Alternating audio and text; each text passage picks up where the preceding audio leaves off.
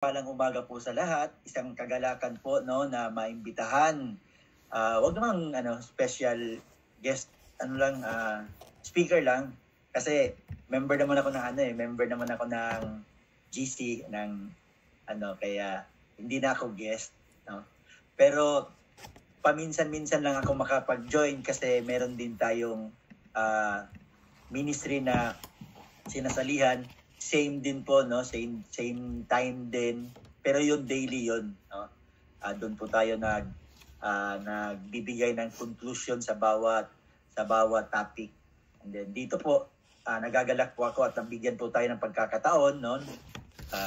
Nabigyan tayo ng pagkakataon ni Lord para makapag-exhort, makapagbahagi ng crucial chapter, very pivotal chapter ng Matthew 11, no? Dito po natin makikita ang transition ng ministry ng ating Panginoon. Nung dineclare ni John the Baptist, ito yung time na na-imprison na si John the Baptist, no?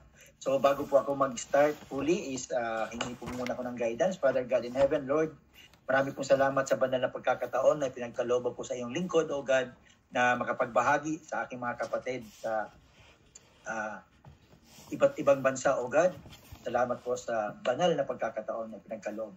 Lord, dinadalangin ko po na buksan niyo po ang puso't isipan ng bawat isa, O God, upang ang salita po na kanilang maririnig ay maging katulad po ng isang binhi na maitanim sa kanilang mga puso, O God. Ito ay makitaan ng pag-aaral at pagtuturo, O God, na magamit nila, ma-apply nila sa pang-araw-araw nilang pamumuhay. Lord, i-guide niyo po ang inyong lingkod na nawa po may every word that comes out from my mouth is crystal clear, O God, upang lubos nilang maunawaan. Ikaw po ang mag-guide, ikaw po ang magsasalita sa umagang ito, O Diyos. Marami pong salamat. In Jesus' name, Amen. Amen, amen. No? Pagpasensyahan niyo po yung Tagalog ko kasi I come from sa southern part of the Philippines, sa Bisaya, no? So, Cebuano talaga ako, no? I come from Cebu City. Alam na po ni Igsoon Mary Rose, tsaka marami dito po ang kaya yung Tagalog ko minsan is hard, matigas, no? So Matthew 11 is a pivotal chapter in the gospel. Kaya nga, bakit pivotal? Because dito na-reveal ang tensions and transition in Jesus' ministry, no? Dito po pinapahayag dito ang mix of doubt. Makikita natin agad sa introduction pa lang is may doubt, no? And then ang affirmation ni Jesus about kay John the Baptist, no? At makikita natin dito ang rebuke, no? Ang rebuke at lastly ang invitation, no? Ang invitation ni Jesus Christ para sa mga sumasampalataya sa kanya, no? So dito, itong chapter na ito, it offers a very rich material for reflection para sa ating lahat, no? So, number 1 po, mababasa natin sa early verses, no? John the Baptist doubt. Mababasa natin dito ang pagdududa ng ating kapatid na John the Baptist, no? Si Juan na Bautismo.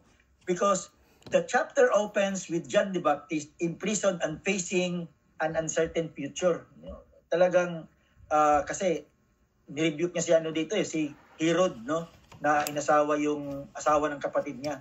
Kaya talagang nirebuke niya ni John the Baptist. Wala talaga siyang takot, wala siyang tinatangi. Kung sino yung masasagasaan sa utos ng Panginoon ay talagang hindi niya nililihis ang mga pagtuturo. Kaya kahit King Herod pa siya, kung hindi siya naaayon sa mga ginagawa niya, hindi naaayon sa kalooban ng Diyos, talagang masasagasaan niya. Yun po ang ginawa ni John the Baptist. So dito, nung mabalitaan niya na si Jesus ay gumagawa na doon, nag-start na ng ministry doon, pinadala niya ang kanyang mga disciples. He sent his disciples to ask Jesus, no? Are you the one who is to come? Or should we expect someone else? Sa verse 3 po yan. Una agad, no? Yun agad. So, itong moment of doubt, this moment of doubt from such a key figure, kasi si John the Baptist is considered a key figure sa New Testament. Diba? Siya yung nag-baptize kay Jesus Christ. Siya yung nag-prepare sa way. Excuse me. No? So, very striking tong moment na ito, moment of doubt, because someone who is a key figure of the Bible is makikita natin na nagda-doubt, nagdududa. Pero kung matatandaan po natin, no, in the future verses, chapters I mean, no, hindi lang si John the Baptist ang nagkaroon ng ganitong pagdududa, no. Pati si Thomas, yung nagduda siya na ikaw ba talaga yan? No? Yung na-resurrect na si Jesus. Pero madadaanan po natin yan in the future. So this moment of doubt from such a key figure is striking. Sapagkat ito ay nagpapaalala sa atin, it reminds us that even the strongest believers na kahit yung mga napakalalim na sa pananampalataya ay maaring dumanas ng uncertainty or maaring dumanas ng pagtatanong, ikaw nga ba talaga to o maghihintay pa kami ng iba? No? Bakit ba? Merong mga opinions about isa. Bakit kaya nagduda? No? Naging topic namin to the other day. Napakaganda ng question ni Buddy kasi. No? Si Buddy, pagka minention ko yung Buddy, si Sister Mary Grace po yan kasi meron po kaming tawagan na Buddy. No? So, na-question to ni Buddy. No? Mga Wednesday siguro yun, Wednesday yata yun.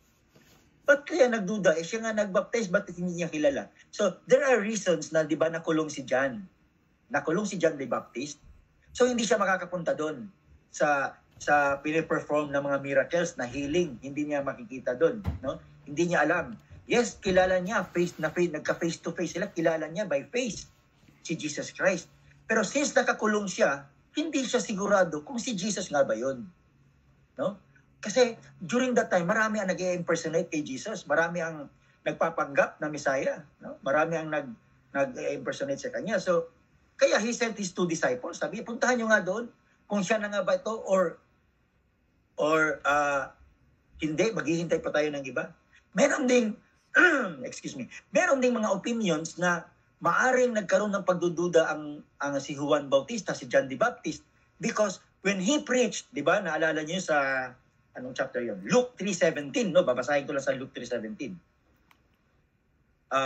Kasi tinanong siya ng mga tao doon nung nagpipreach siya, nagbabaptize siya. Sabi, ikaw na ba ang Messiah? Sabi niya, no, hindi po ako yun. Ako, binabautismuhan ko kayo sa tubig. But this man na darating, he will baptize you with the Holy Spirit. He will baptize you with fire. No? Pero ito yung pag-describe niya kung ano ang Messiah ang darating. Ano yung tagapagligtas na darating. Ito yung sa 17 ng Luke. His winnowing fork is in his hand to clear his threshing floor. Grabe, no? His winnowing fork is in his hand to clear his threshing floor and to gather the wheat into his barn. But he will burn up the chaff with unquenchable fire. Ina-assume talaga ni John na darating ang Messiah, dala-dala ang wrath, dala-dala ang justice, dala-dala ang judgment, dala-dala ang parusa. Parang yun ang iniisip ni John. Kaya nagtaka siya, bakit ang mga ginagawa ng Panginoon ay hindi siya fit sa mga alam niyang darating na Messiah. Parang ang bait nito. Parang walang judgment na ginagawa, walang pagpaparusa, di ba? Ganon. Kaya nag-send siya, pinapatanong niya sa kanyang disciples. Kaya yun, no? Itong pagdududa na ito, no? Nagdududa si striking figure, key figure pa si John the Baptist, pero nagkaroon siya ng duda. So dito po, nagtuturo sa atin dito ang talatang ito na it is okay to have questions in our faith. No? Ang question po or ang doubt is not necessarily the opposite of faith. Hindi po yan opposite ng faith ang pagdududa. No? Ang doubt, natural po yan sa atin na magkaroon ng pagdududa. Pero ang pagdududa po maybe is ang pagdududa natin, lalo na kapag tayo ay nagpapatuloy, kahit na meron tayong duda minsan, Lord, kakayanin ko ba to? Lord, makakaya ko ba to? Di ba? Meron tayong question minsan no? Meron tayong doubts minsan, kagaya ni Thomas, no? Pero ang Diyos nung nung nag-doubt si Thomas sa kanya, ang Panginoon hindi niya pinagalitan si Thomas hindi niya pinagsabihan ng pangit na salita, bagkus tinawag niya, touch my wound, sabi niya, hawakan mo ang aking mga sugat, no? And then ano ang nangyari kay Thomas sa kanyang doubt, no? Yun ang nagiging umpisa sa pagkakaroon niya ng deeper faith. So doubts can be a catalyst to move us into a deeper faith, lalong-lalo na kapag na-prove natin na totoo nga, Lord. So dito po, no, it can be a catalyst for a deeper understanding and a renewed commitment. Kasi nagkaroon ng proof nasagot yung ating mga pagdududa So ito, mas lalo tayong palalakasin, mas lalo nating ma-experience ang kapangyarihan ng Diyos dahil sa mga doubts na yan. Doubts na hindi naghahatid sa pagtalikod. So, brothers and sisters, sisters lang pala, no? Listen to me very carefully. Ang doubt po is hindi yan opposite ng faith. Na kagaya ng mga iniisip ng marami, ay nagdududa ka, kulang ka sa pananampalataya. Yes, maybe, no? Lack of faith, pero at least meron kang faith. And then, kapag nakita mo na totoo nga yung mga questions mo nasagot at natupad yung mga akala mo hindi kaya, yun ang magiging magtutulak sa atin to love Him more, na nagkakaroon tayo ng deeper understanding, nagkakaroon tayo ng stronger faith dahil nakita natin, no? It will become a catalyst for deeper understanding, for a renewed commitment. Mas lalo na natin siyang ipapahayag, mas lalo na natin siyang itataas, no? Mas lalo natin siyang mapapupurihan. So, dito po, after ng sumagot ang ating Panginoon, sinagot niya, di ba? Nagtanong na yung mga disciples nung makapunta na roon. So, nagkaroon ng response and affirmation si Jesus Christ, no? Mapapansin po natin na Jesus doesn't directly answer the question with a simple yes or no, no? Wala siyang sinabing, oo ako, hindi ako, walang ganon. Instead, He points to the work that He is doing. Sinabi niya kung ano ba yung pinagagawa ko. Ito, sabi niya go back and report to John what you hear and see. The blind receive sight, the lame walk, those who have leprosy are cleansed, the deaf hear, the dead are raised, and the good news is proclaimed to the poor. Sabi niya, no? Sa verses 4 to 5. So, Jesus' works are the evidence of His messianic identity. Dito, sinabi niya, at parang code nila to parang code nilang ni John, ni Jesus, tsaka ni John, no? Ang mga pagkikilos, ang mga ginagawa ng ating Panginoon, dito po, the evidence of His messianic identity, ang kanyang pagiging savior na pagkakakilanlan, no? Dito makikita yung mga ginagawa niya. So, dito na fulfill ang prophecies ni Isaiah. Kaya, alam ng Panginoon na kahit hindi niya sasabihin na, oo, ako to, kapag ka narinig ni John doon sa kulungan, ang mga pinagagawa niya, makikilala niya na ito na nga ang Panginoon. Why? Because in Isaiah chapter 35, no? Because in Isaiah chapter 35 verses 5 and 6, doon nagkaroon ng prophecy si Isaiah Sabi dito, then will the eyes of the blind be opened and the ears of the deaf be unstopped. Then will the eyes of the blind be opened and the ears of the deaf unstopped. Then will the lame leap like a deer, and the mute tongue shout for joy. Water will gush forth in the wilderness and streams in the desert. So, alam ng Panginoong Hesus na nagbabasa to si John the Baptist At yun ang pinanghahawakan nila, yung mga prophecy ng mga nasa lumang tipan, nasa Old Testament. Kaya nung sinabi niya to, alam niya na mauunawaan ito ni John. Kahit na hindi niya sabihin, yes ako, or hindi ako, yung pinagagawa ko na lang, ito na yung mauunawaan na ni John the Baptist. Yeah. Malalaman niya na ito na nga yung hinihintay nila. No? So, ang response po dito ni Jesus, no? Ang kanyang pagtugon, ang kanyang pagsagot, no? Ang kanyang pagsagot ay binibigyan diin dito ng ating Panginoon that ang kalagahan ng pagkikilos kaysa sa mga pananalita, no? The importance of actions over mere words. So, ang ministry kasi ni Jesus, no? His ministry was characterized by evidence of acts and compassion and healing. Yung kanyang ministry, yung mga ginagawa niya no?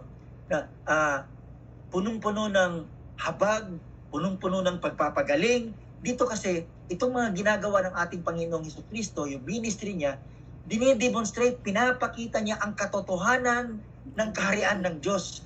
No? He demonstrates the reality of God's kingdom. Kaya, instead na sabihin niya na ako to, no? Tapos magpaliwanag, hindi. Sinabi niya na lang, ito yung mga ginagawa ko. No? So, ikaw na ang bahala kung sa iyong pag-iisip, in your own understanding, kung ako na nga ba to. Basta ito yung ginagawa ko. Ay, dinedemonstrate ko, pinapakita ko kung ano ba talaga ang gawain sa kaharian ng Diyos. Ano ba ang ginagawa ng tao kapag when that person is a citizen of heaven, no? Is a member of God's kingdom. Ano ba ang magiging mga pagkikilos ng isang tao? So, dito po, no? Hindi pinagbabasehan kasi dito ang sinasabi nating kahit hindi na nating sabihin Christian ako, no? Kahit na hindi na natin sabihin I am a Christian, sila na ang makapagsasabi siguro Christian yan, yung ganun. Because we become light, being put into the top, no? Na makikita, nagiging ilaw kasi tayo na nilalagay sa taas. Nagiging magandang halimbawa tayo sa mga tao nakapaligid sa atin, sa mga tao nakakarinig sa atin. We become their light, nagiging liwanag tayo sa kanila. At dahil doon, habang sila tumitingin sa atin, nai-encourage sila, nai-inspire sila na hanapin, to seek the source of that power na nagpabago sa atin. Kaya nga, without saying a word, kahit na hindi tayo nagsasalita, if Jesus is in our hearts, kahit wala tayong sasabihin, makikita talaga sa gawa natin. Sabi niya, di ba? You will recognize my disciple by their fruits. At sabi ng ating Panginoon, kapag nanatili kayo sa akin, ako mananatili sa inyo.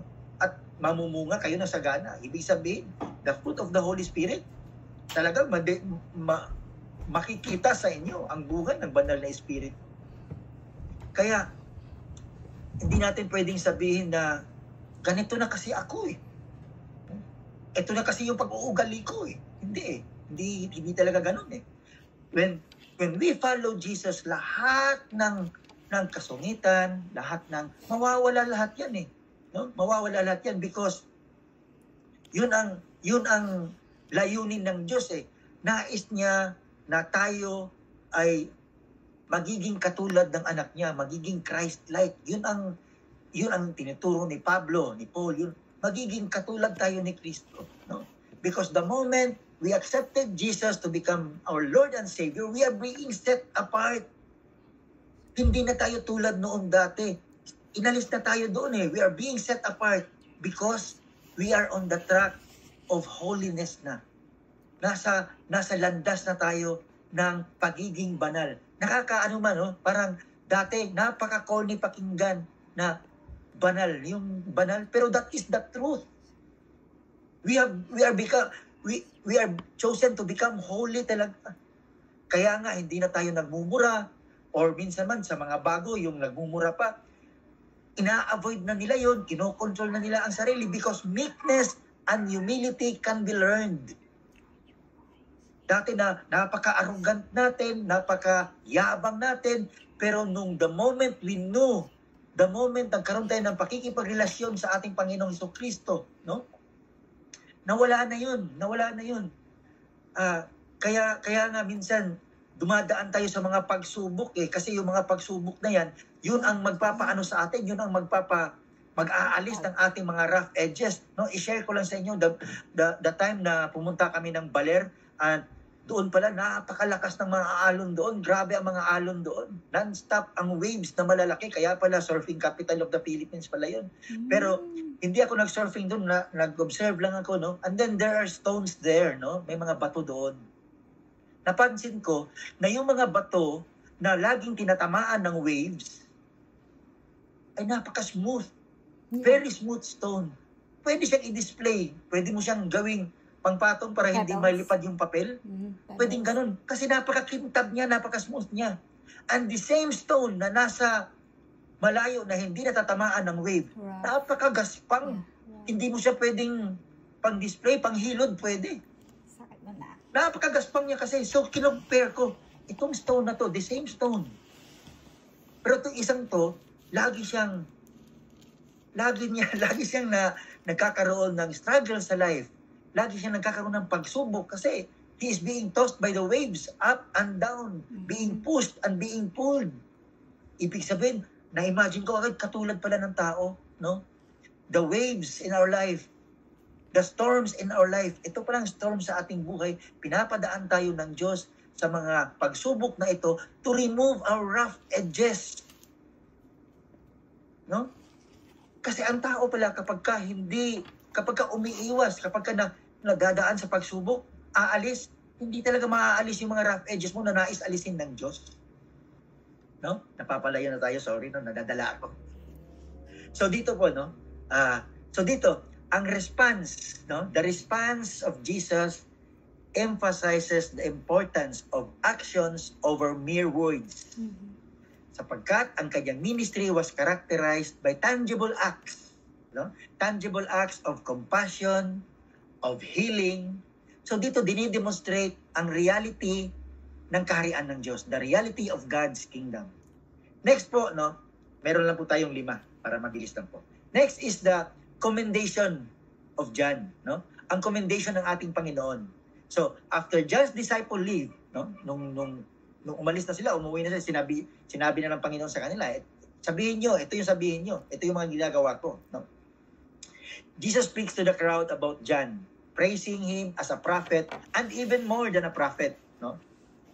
Sapagkat inacknowledge ng ating Panginoon, no, ang crucial role,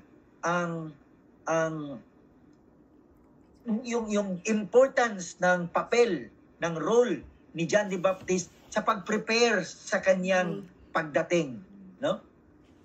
So dito, it is very important for us, no? It is very important for us to recognize and to appreciate the contributions of others in our life. Lalong-lalo na yung mga taong nagdala sa atin palapit sa Panginoon. Lagi po natin silang ipanalangin. Lagi natin silang ipag-pray, no?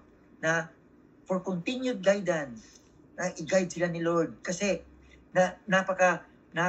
isang malaking contribution ang naging papel nila sa buhay natin. Ginamit sila ng Panginoon bilang instrumento para makilala natin ang lubusan ng Panginoon. So, it is very important to recognize and appreciate the contribution of others because ang mga salita ng Diyos, no? Itong mga salita ng Diyos patungkol kay John, no? Dito binibigyang diin or it highlights the importance of humility, no? And recognizing God's work in others' lives. So dito po, 'di ba? Sabi niya, siya ang nag-prepare sa akin, ni-recognize niya. Ibig sabihin, nagkaroon ng humility ang Panginoong Jesucristo. Pwede niya nang hindi sabihin yun eh. Kasi siya yung Bisaya. Pero ni-recognize niya ang ginawa, ni-recognize niya ang contribution ni John sa ministry niya. He prepared the way para sa aking pagdating. Inayos niya na lahat. So ni-recognize niya ang pagkikilos ang mga ginawa ni John, no? So, number 4 po, ito po yung sa verses 20 and 24, ito yung unrepentant cities, di ba? Sabi niya, woe to the unrepentant cities. No? Stop it. Dito, Jesus pronounces woes on the cities of Chorazin, Bethsaida, and Capernaum for their lack of repentance despite witnessing His powerful works.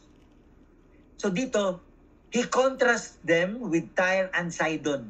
No? Kinumpare niya eh. No? Tyre and Sidon are Gentile cities. Mga city ito na hindi kumikilala sa Diyos no? Tyre and Sidon are Gentile cities known for their wickedness. Talagang kilala ito sa kanilang kasamaan, ang Tyre and Sidon.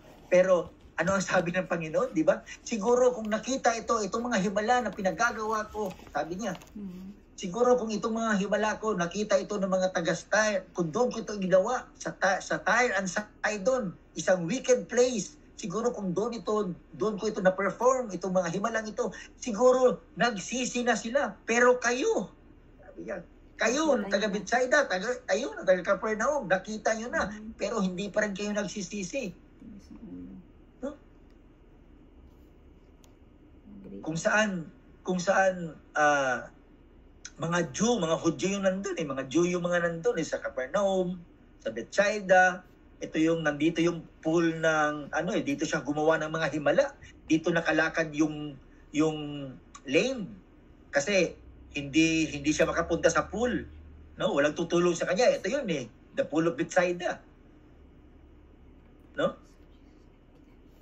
So dito po winawarningan tayo, binabalaan tayo ng Panginoong Jesucristo about against the complacency, yung pagwalang bahala lang natin, yung itinitake for granted lang natin ang kapangyarihan ng Diyos, ang mga himalang ginawa niya sa atin, yung araw-araw na blessing niya sa atin, tinitake for granted lang natin, binabaliwala lang natin, no? Ito yung warning ng ating Panginoon. Sabi niya, kung doon lang ito nakita ng mga wicked people, siguro nagsisi na sila. Pero kayo, hindi pa rin kayo nag-repent. Nakita nyo na ang mga ginawa kong mga himala. Nakita nyo na kung ano ang magiging kaharian ng Diyos. Nasabi ko na sa inyo. Pero para baliwala pa rin sa inyo. Pero tinatanggap nyo ang aking mga miracles. Tinatanggap nyo ang aking mga pagpapagaling. Pero hanggang doon lang. Walang nakitang pagsisisi. Ibig sabihin, parang gano'n, no? You have witnessed my miracles. Nakita nyo na kung paano ako nagpagaling. How I healed lepers. How the blind saw. No? Nakakita ang mga bulag. The lame walked. Pero parang nanood lang kayo ng sine. Pumapalakpak lang kayo. Pero para sa inyo, hindi yun tumago sa puso ninyo. Pumalakpak lang kayo. Nakita nyo lang. Sumigaw lang kayo. Yay! Pero wala talaga sa puso ninyo ang mga ginagawa. No? Ang sikat ng araw, ang sunset, nakikita natin, ang provision araw-araw. Hindi tayo nagkukulang sa ating mga pangangailangan. No? We need to thank the Lord every day. Dapat pasalamatan natin siya palagi. No? Let us not consider the good things that we have now is the result of our abilities. Hindi po. No? Lahat ng yan ay galing sa ating Panginoong Jesucristo. Lahat ng yan ay galing sa Diyos. We can do nothing apart from Him. Sabi niya, no? So, this is a warning against complacency and taking God's grace for granted, no? It's not enough to simply witness God's power. Kasi, hindi sapat na alam na natin ang knowing the law, knowing the Bible, knowing the words of God is not enough. It's not sufficient kung hindi natin sinusunod. No? Ito yung sinabi niya sa mga taga-Romans din yung mga Jew, no? Na they are very proud kasi alam nila ang commandments, alam nila ang laws of Moses. Memorize na nila halos ang 613 Jewish laws. Ang mga hintil, hindi yan sila, wala silang kaalam-alam. Sabi ni Paul sa Romans. Pero sabi ni Pablo, hindi sapat kahit memorize mo pa yung nakasulat sa Biblia. Hindi sapat kahit memorize mo pa yung 613 Jewish laws kung hindi mo naman ginagawa. No? Dapat, kung tayo ay naniniwala sa ating Panginoon Jesucristo, dapat makita sa atin yung kanyang mga pagtuturo. No? Makita sa ating mga pagkikilos ang mga natutunan natin. So, knowledge, kaya nga dapat magkaroon tayo ng wisdom no? Wisdom, alam na natin na ang pagtulong sa kapwa ay kinalulugod ng Diyos. hanggat alam lang natin at hindi natin ginagawa, hindi talaga nalulugod ang Diyos doon. No? At sabi ni James, ni Santiago, knowing what is right and not doing it is a sin. No? Ang nakakaalam sa kung ano ang dapat gawin, no? At hindi niya ginawa, ay nagkakasala. So, ito po dapat talaga, no? To know the law, to know God's words is not sufficient, is not enough. We should act on it. Dapat hindi lang tayo hearers, but also doers. No? The last is the invitation to rest. Ito na yung pinaka-famous invitation ng ating Panginoong Jesucristo. No? Because dito pinapakita ang famous invitation. Come to me all you are weary and burdened, and I will give you rest. Take my yoke upon you and learn from me. So, tandaan natin, let us take notice, listen very carefully. Learn from me, sabi niya. No? So ano pala itong yoke na to? Bakit natututo tayo sa kanyang yoke? No? Sabi kasi dito take my yoke upon you and learn from me, for I am gentle and humble in heart, and you will find rest for your souls. For my yoke is easy and my burden is light. So, learn from me. Ano ba tong yoke na to? Ito palang yoke na to, itong pamatok na ito yung mga pagtuturo niya sa atin. Na kapag natuto tayo, gagaan lahat ng mga burdens natin kasi siya na ang bahala Dito niya sinasabi na seek first the kingdom of God and its righteousness. Ito na yung mga pagtuturo niya na kapag isinapuso natin, mawawala na yung mga pag-aalala natin, mawawala na yung mga worries natin. Why? Because we already learned from Him. Natuto na tayo sa Kanya. Kaya hindi na tayo nag-aalala. Nawawala na yung bigat kung ano ang kakainin bukas, kung ano ang isusuot bukas. Nawala na lahat yun. Because nalaman natin that God will provide. Amen?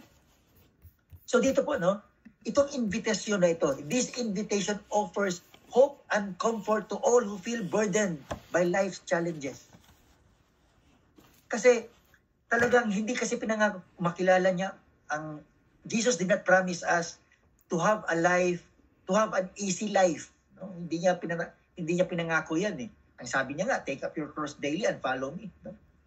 Pero ang pangako ng Diyos, hindi ko kayo iiwan. I will never forsake you. Yun ang promise ng Diyos. No? Na kahit dadaan ka sa anumang pagsubok sa buhay, anumang kahirapan sa buhay, hindi kita pababayaan. No? Andito ako. He who promised us is faithful. Yan ang sabi sa Hebrew. No? Sabi pa nga, and I will never forsake you. Hindi kita pababayaan. Yun pang panghahawakan natin na alam ko, Lord, hindi mo ako pababayaan. You will never forsake me. So, Jesus offers a different kind of yoke. Ibang klaseng pamatok, a different kind of yoke. One of gentleness and humility. No? Talagang ihahatid tayo sa tunay na kapahingahan. No? He will lead us. No? This yoke will lead us to the true rest for the soul. Talagang hindi lang ang physical na pangangatawan natin ang makakapagpahinga, pati na rin ang ating mind, ang ating puso, makakapagpahinga na because we are giving it all to Him. Sinusurrender na natin sa Kanya, kaya magkakaroon na tayo ng peace of mind. Magkakaroon na tayo ng peace sa ating puso. No? So this rest is not simply physical relaxation, but a deep inner peace that comes from knowing God. Amen. Hallelujah. No? Because we know God na alam na natin na hindi tayo pababayaan, na siya ang magpo-provide sa atin. Kaya nagkakaroon na tayo ng inner peace. No? Inner peace. So ito pong Matthew, ito pong Matthew 11. This presents us a complex and